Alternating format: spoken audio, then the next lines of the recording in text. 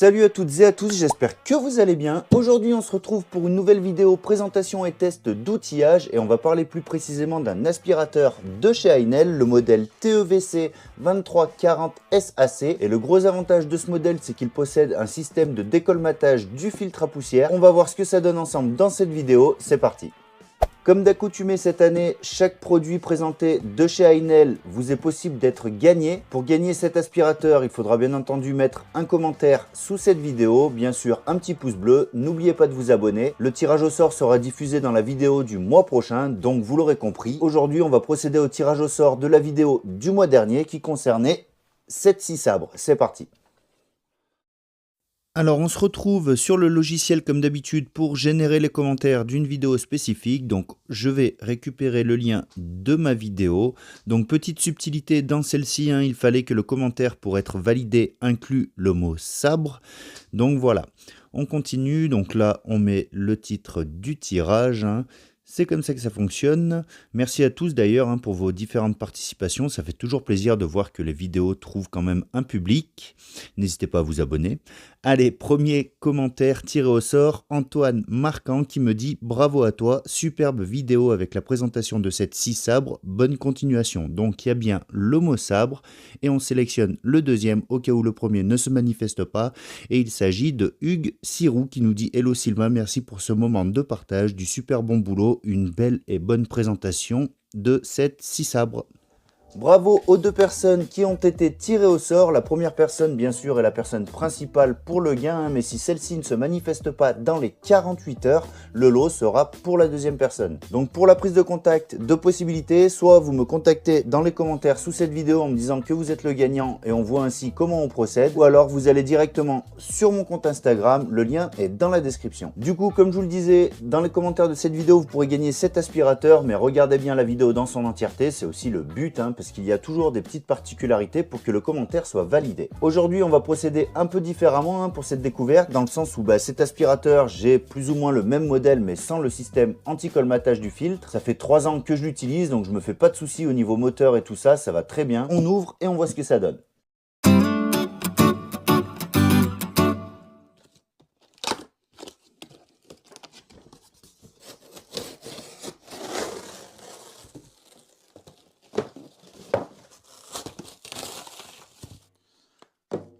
Bon, il y a 2-3 petites choses à monter, mais bon, il y a tout qui est indiqué dans le manuel d'utilisation, donc on monte ça et on se reprend. Alors, il semblerait que pour tous les éléments, il n'y ait pas besoin d'outils. Pour la poignée, on a 2 vis de ce type, molletées, qu'on va venir placer directement. On est sur des vis à collet carré, donc elles ne peuvent pas tourner. Elles sont emprisonnées dans la partie carrée, donc du tube intérieur ici.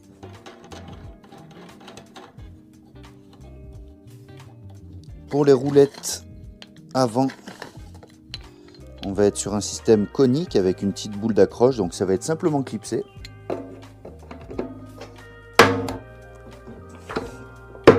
Et de deux. Alors là, pour me libérer de la place, je vais installer directement la partie supérieure, donc c'est là où il y a le moteur. Hop.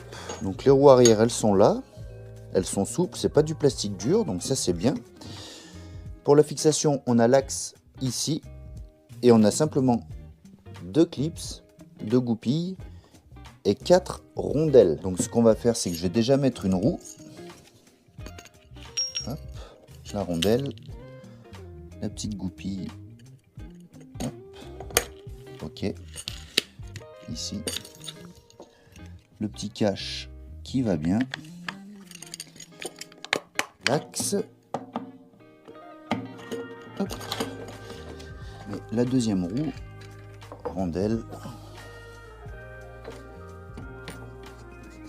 roue, rondelle, goupille, cache. Bon, allez, on met le tuyau en place. On a juste à le visser. Ensuite, on va prendre les embouts en métal. Petit embout plutôt sympa. C'est le même sur l'ancien modèle. C'est réglable en longueur. c'est franchement costaud. Ça, c'est vraiment pas mal. Hop, ça vient comme ça. Voilà. Lui, il vient là. Et après, on choisit l'embout qu'on veut. Donc les embouts, on va faire un petit point là-dessus. Donc bien entendu, il y a les 3 principaux, hein, on va dire les 3 classiques. Donc l'embout pour le sol, avec la possibilité d'ajouter une petite brosse, hein, en fonction de si on aspire sur du carrelage ou sur des tapis. Vous connaissez. On a l'embout suceur et l'embout d'ameublement, donc ça pour faire un peu les canapés, tout ça, avec la petite brosse qui va bien. Et on a 2 autres embouts qui sont franchement très pratiques pour le coup, à mon avis. Déjà, on a cet embout. Vous connaissez, hein, les différentes machines que l'on utilise à l'atelier ont parfois des sorties d'aspiration des poussières différentes. Et là, bah, vous pourrez certainement adapter différentes tailles de sortie avec cet embout-là. Et le deuxième embout un peu particulier qui me fait vraiment plaisir, là, c'est celui-ci. Je ne sais pas si vous savez à quoi ça sert. C'est simplement un embout d'aspiration lorsqu'on effectue des perçages. Donc là, on va venir plaquer cette partie contre le mur, par exemple. On va venir percer à travers et les poussières vont se faire aspirer à l'intérieur. Donc ça, c'est franchement un bon accessoire. Ensuite, pour le système de décolmatage du filtre, il faudra mettre ce petit panier.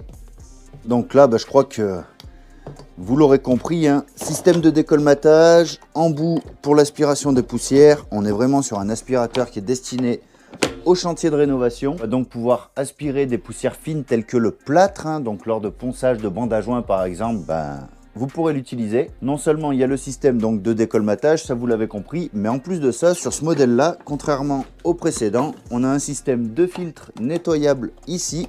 Donc on peut enlever cette partie-là. Et vous avez ce filtre que vous pouvez nettoyer à l'eau directement. Donc voilà, encore une fois, ça n'est pas existant sur le modèle que je possède aujourd'hui.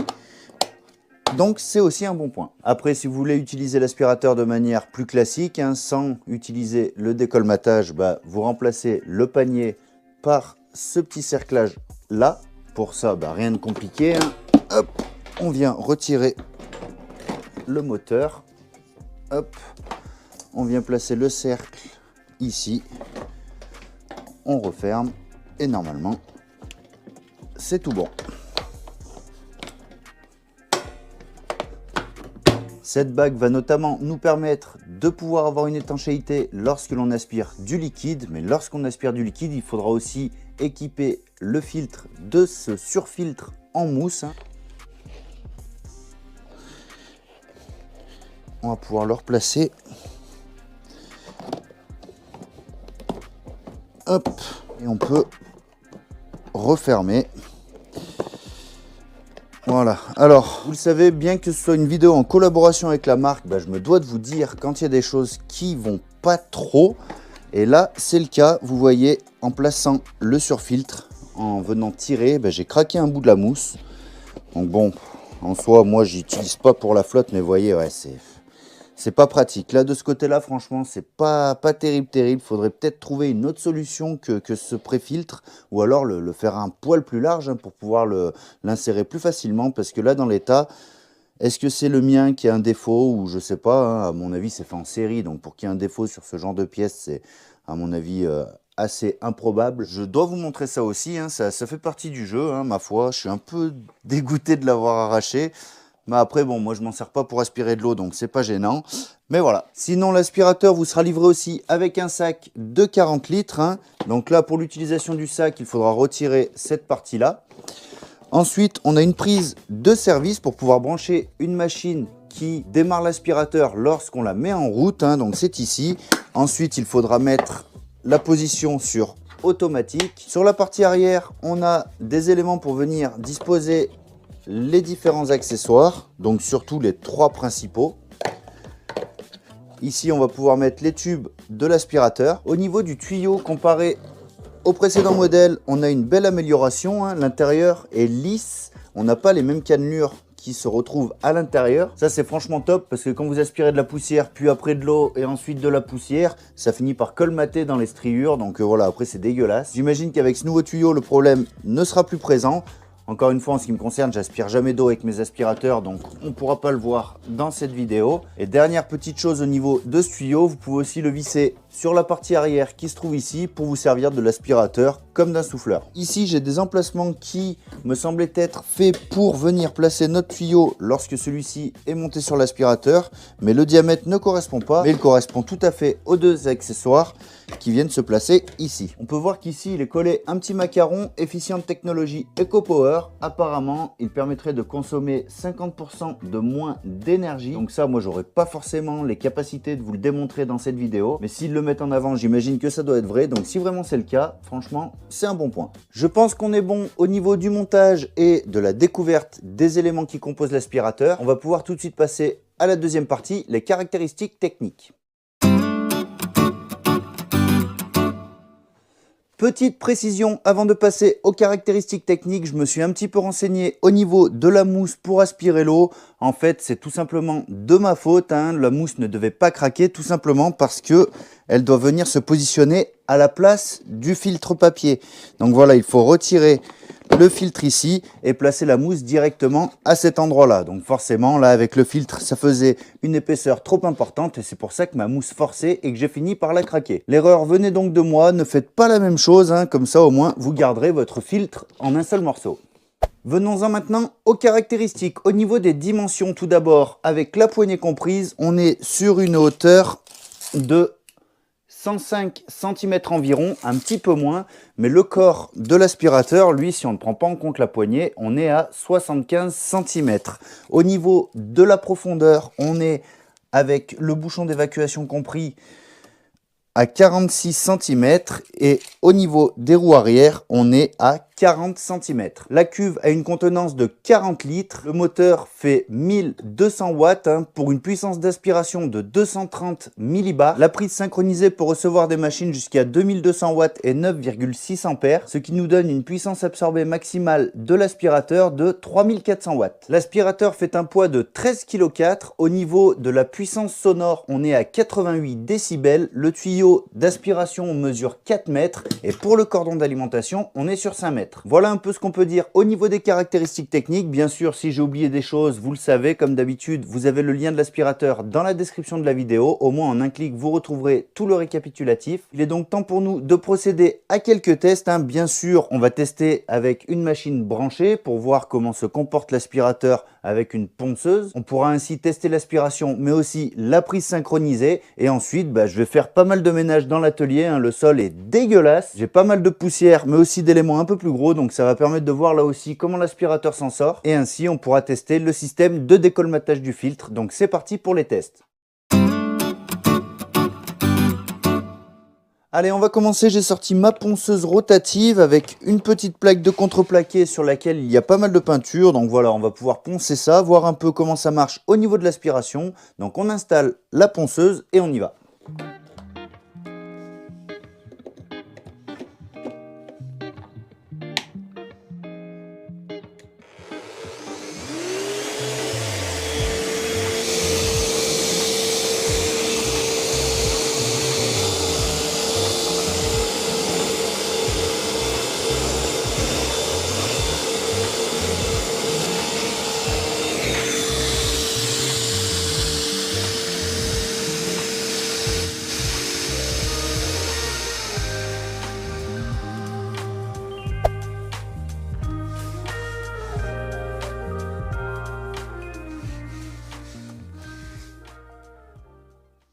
Bon, l'aspirateur, il aspire, donc jusque-là, pas de problème.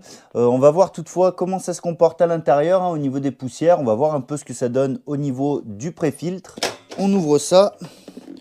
Donc là, il n'y a rien qui a l'air d'être passé au niveau de ce filtre-là. Au niveau du pré-filtre, ça a fait le job. Donc là, on va le laisser comme ça. On ne va pas le nettoyer parce que bien sûr l'idée ça va être de tester la fonction de décolmatage. Donc là je vais faire un peu de place, je vais renlever la ponceuse, on va mettre l'embout d'aspirateur classique et on va nettoyer un peu le sol de l'atelier. On va voir ce que ça va donner en espérant que j'arrive assez à encrasser le pré-filtre pour pouvoir utiliser le décolmatage, mais je me fais pas trop de soucis, c'est vraiment crade là. Allez, on y va.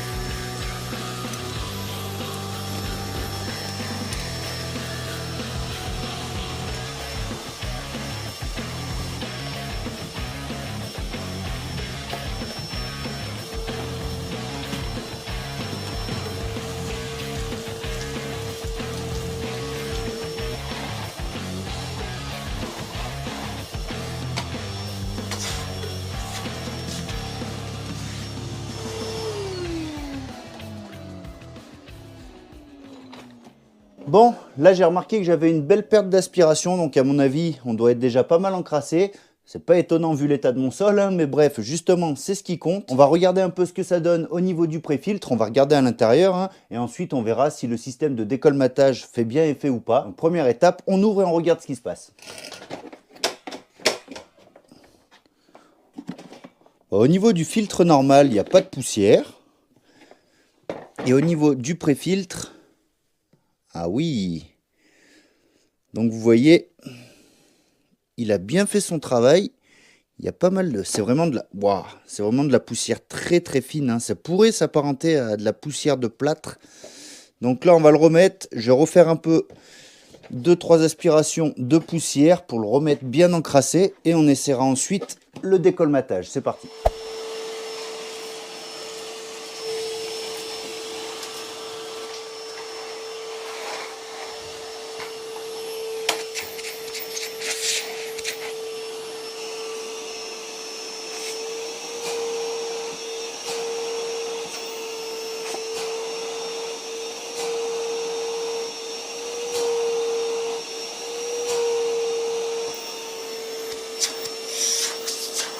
Bon bah écoutez, ça fonctionne très bien, hein. Donc voilà, l'idée c'est de venir mettre le tuyau sur la partie du bouton, sur la partie supérieure du bouton, de venir exercer au minimum 3 pressions.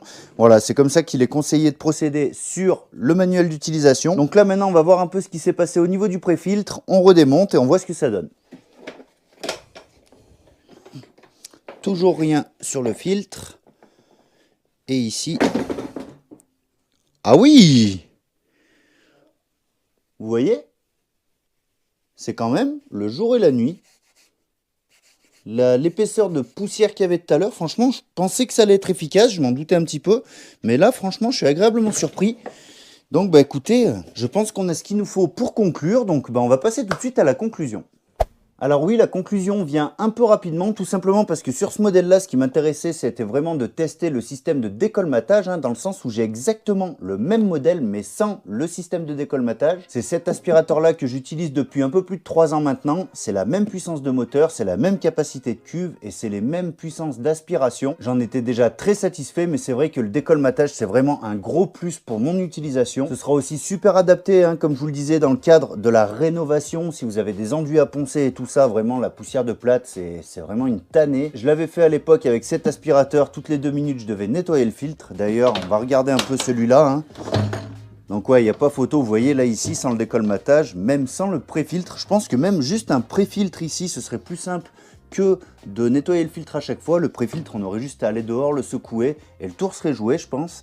Mais voilà, donc on voit bien la différence de ce filtre par rapport à celui-là. Alors là, bien sûr, il est neuf, mais bon, j'en ai quand même pas mal aspiré et le filtre est encore tout propre. Donc voilà, ça fait vraiment le taf, c'est vraiment super intéressant. Bien sûr, l'aspirateur à gagner aujourd'hui ne sera pas mon vieux coucou, mais bel et bien un aspirateur avec système de décolmatage tout neuf. Pour ça, donc, ça va se passer dans les commentaires sous cette vidéo. Ce sera tiré au sort puis mis en ligne le mois prochain dans la nouvelle vidéo de présentation d'outillage à Inel. Et pour être validé, votre commentaire devra inclure le mot automatique. Voilà, on arrive au bout de cette vidéo. J'espère qu'elle vous aura plu, hein. Si c'est le cas, comme d'habitude, n'oubliez pas le petit pouce en l'air, ça soutient énormément. Vous pouvez aussi vous abonner et activer les notifications pour ne pas rater la prochaine sortie de vidéo. Pour information, la personne qui avait gagné la visseuse dans le tirage il y a quelques temps ne s'est pas manifestée à temps. Du coup, c'est le deuxième tiré au sort qui a gagné le lot. Du coup, pensez bien à activer cette petite cloche, hein. Au moins vous serez tenu au courant dès la sortie de la prochaine vidéo et vous serez dans les temps si vous êtes le gagnant. Sur ce, d'ici là, moi je vous souhaite de passer un très bon mois.